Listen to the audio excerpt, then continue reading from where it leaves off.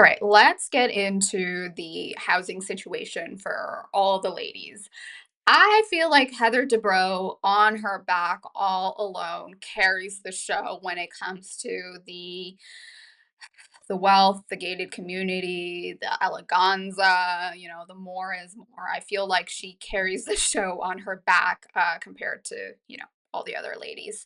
So let's get into one of the themes here on the show, which is, just the living circumstances for these ladies. On one end, we have Miss Heather Dubrow, who is like, oh my God, what does she say? Something to the extent how she has like all these houses. What does she say? Can you believe how many places we're living in? Which I think is insane. So she has a place in Beverly Hills. She has a penthouse in LA, and then she has a penthouse suite in Balboa Bay Country Club. So Heather's only, I guess, tie to Orange County right now is her penthouse suite at the country club. She did sell her and Dr. Dubrow sold their house last year for what it was something crazy like $55 million, and I don't think they even had it on the market. I think it was like some Asian, millionaire billionaire that scooped up the property. To be quite honest, it was a beautiful home. It didn't really feel like warm. I don't know how else to explain it. But whatever, it's a palatial home. It takes time to, decorate it, redecorate it, and have iterations of, decor. But anyways, let's move on to her properties. Now, the home that she bought in Beverly Hills, um, who was it? One of the realtors from Million Dollar Listings LA, that show. She used, I think, Altman, one of the realtors. But anyways, that house, it was a score. So apparently the house was listed for 40 million, but she bought it for 16 million, which is a steal. However, it's not like it's turnkey, like she could just move in with her, furniture and her suitcases and whatever. They are pretty much gutting the whole thing, and this is Heather's element. She loves to, her and Dr. Dubrow, they love to buy new properties, um, do like a whole renovation, the inside, the outside. They're talking about the landscaping. They're talking about a new movie theater that's, gonna cost them a pretty penny, like, like a million. What's a million, like, I love this for Heather, and I want to see more of this. So I think they could do like a whole mini series on Heather renovating the Beverly Hills home. And then obviously the Beverly Hills home isn't livable, so they also have a penthouse in LA, which I'm assuming is good for Dr. Dubrow because I imagine that's close to his practice. So that is that. And Heather and Dr. Dubrow, they are almost empty nesters at this point. I believe they have two in college and then like two at the house still in high school. So that's the situation with Heather, all the home renos, the landscaping, and then of course she starts talking about the party with the girls, get the girls together, and we'll obviously see that later in the episode. All right. While we got Heather Dubrow with her three homes and all the reno and all that fancy stuff. Meanwhile, we got Gina, who she has embarked in a new career as a realtor, and she seems to be doing okay, but not that great. Where her and her man Travis can afford a new, bigger home for themselves and their six kids between the two of them. Um, it's a little sad because I'm thinking Gina's been on the show for a while. So I mean, I don't know. OC, I'm assuming obviously it's a pretty expensive place to live. And I've seen some of the commentary online like, "Oh, go live somewhere else, whatever." Guys, I hate to break it to you.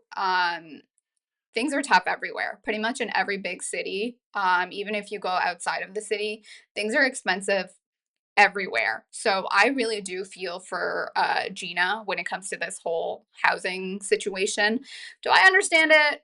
Not really. Also, I got some tea for you guys regarding Travis's ex-wife, so we will get into that. All right. So Gina's, crying this episode about this scene is with Emily, but we also saw the scene with Travis, which was kind of hard to watch. But apparently, Gina and Travis, they need to get a bigger home for themselves, their 6 kids. So it's a 3-bedroom house, is my understanding. Obviously, the primary bedroom is for her and Travis, and then the 2 other bedrooms, um, their kids are crammed in. So we have 3 bunk beds in one of the bedrooms, 3 bunk beds in the other bedroom. I'm not sure if our house has a basement. I'm going to assume it does if it's a 2-story home. So when you have 2 adults, 6 kids, trying to do homework, trying to play, trying to have alone time, trying to, play in groups of 2 or 3, I can understand how there's a lot of havoc in the household, and collectively they need more space. However, she is talking about how her and Travis need to separate but still be together. So in a way, she's kicking out Travis and his kids, which I thought was kind of sad. But like, hey, if you and I might not understand it, but maybe a little bit of space is what will save these 2. Now, does Gina look like a hypocrite? Like, hey, when you had all your baggage with your ex-husband and all the situation that happened with the cops and stuff, Travis was there when you were at your lowest to, emotionally support you and be there for you. But now you are on a good path. She got her realtor's license. She's a full-on realtor now. She has a couple notable clients. Obviously the kids are getting older, so I understand that. You seem to be doing well. Now you want to get rid of Travis, but now Travis's ex-wife is causing a rift between them. Because at this point, Travis and his ex-wife, they're still not divorced. So that's a whole situation, going on. And Gina's basically how they're showing it to us is how now Travis's ex-wife is causing hardship in their marriage because, through lawyers and everything, it's pretty much a shit show. All right. I have some tea for you guys when it comes to that. So the way Travis makes it seem, or the way Gina makes it seem, it's as if it's Travis's ex-wife who's not signing the papers and extending this messy divorce. However, this was from some time ago. This is Travis's ex-wife, where she put on Instagram, "Hey, let's stop with the court BS and sign the divorce papers, or we could keep wasting money, hurting the kids, and stay married for another 6 years." It might be that it is actually Travis that is dragging along the divorce issue with his ex-wife. So I don't know what to believe here. I think the whole issue is pretty sad. The fact that Travis and Gina might have to split up. She does seem hypocritical. Now let's focus more on Travis. Gina, my understanding is she got her realtor's license, and she has one of the ex OC housewives as a client. She's taking on Katie, the new girl we'll see later on, as a client. She's doing some stuff for Jen Pedantry, which we will get to next. Good for Katie, not Katie. Good for Gina. Like she has some notable clients at this point. What does Travis do? I for the life of me, have no idea what Travis does. And if you guys watch Kelly Dodd, the way Kelly Dodd on her Daily Smash show with her husband Rick Leventhal, the way she drags Gina, it is just like, oh my God, Kelly. However, I'm kind of like on Kelly Dodd's team. It's like, what does Travis do? Like, he's just there. And now it seems like Gina wants to upgrade her man. You know, she wants a man in finance, 6'5", blue eyes. Meanwhile, Travis, we barely get a word out of him. We don't know what he does. We don't know what he's doing to support his kids. They can't afford a bigger house because it's going to cost more. But then they both want to live separately and pay for their individual houses with their respective kids in their house. So the math ain't mathing, but maybe they can't get a bigger house because it costs more, but maybe he can get a house and rent that and he can pay for that and then she can pay for this. I don't know. It's a mess, guys. You guys chime in. Tell me what you think.